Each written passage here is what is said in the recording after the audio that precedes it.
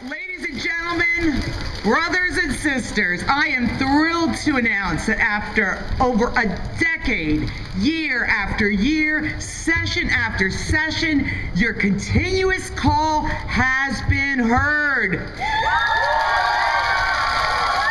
This session, the Texas legislature has, so far, invested an additional $200 million more in Child Protective Services.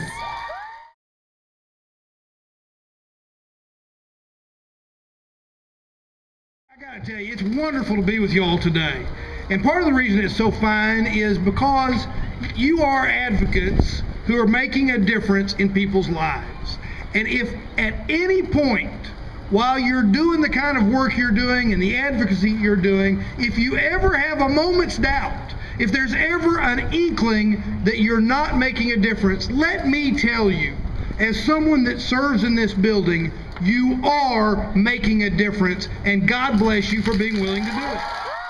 So often what happens in this building is we get in this building and we forget the face of the people we're serving. You being here with those pictures keeps a face on why we ought to be doing what we're doing. You know, I get to work with these courageous families in my courtroom every day, every week. And in 2012, right here in Austin, Texas, in Travis County, my court served 2,000 abused and neglected children.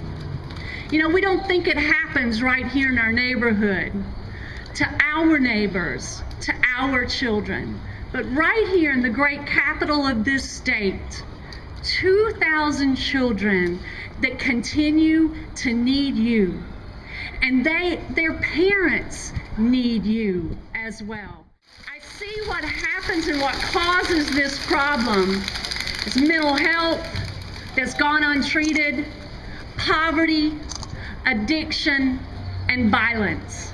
And what's very frustrating to me at the court is that a lot of these cases and a lot of these broken families and these very hurt and scared children could have avoided the abuse and neglect that they suffered if there was just a few preventive services in this state that was adequately funded and consistently provided. And if we put it on the front end and not always wait for the crisis to happen and spend all these dollars of the Texas taxpayers on the back end, we do a better job for our fiscal responsibility, but more importantly, for the health, well-being, safety of our children and families and our neighbors in this great state of Texas. I want to thank the legislature for making such a large commitment of resources and funding, not only to CPS, but to advocacy groups and to the children and families of Texas. That's huge for us. I want to thank all the advocates, stakeholders, foster parents, everybody who has come here to say how important it is to us in Texas to make sure that children are safe, that children are protected.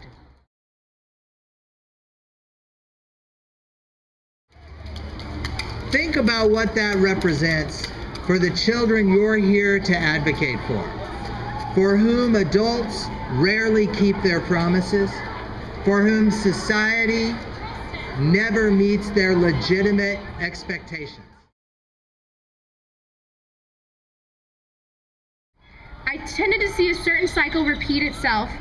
Many times foster kids fall in temptation to bad influences, all in an attempt to seek solace from the mess of their personal lives. Every day is a struggle to survive and move on from the horrors of their lives. But when that happened, education falls to the wayside. CASA, however, was there to break that cycle for me.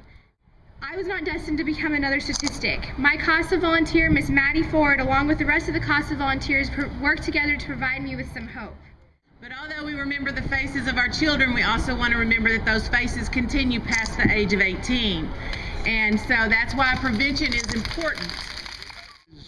Children in the foster care system are our children. They're our children. And we have a responsibility to care for them as if they were our very own. What do we want? Child protection. When do we want it?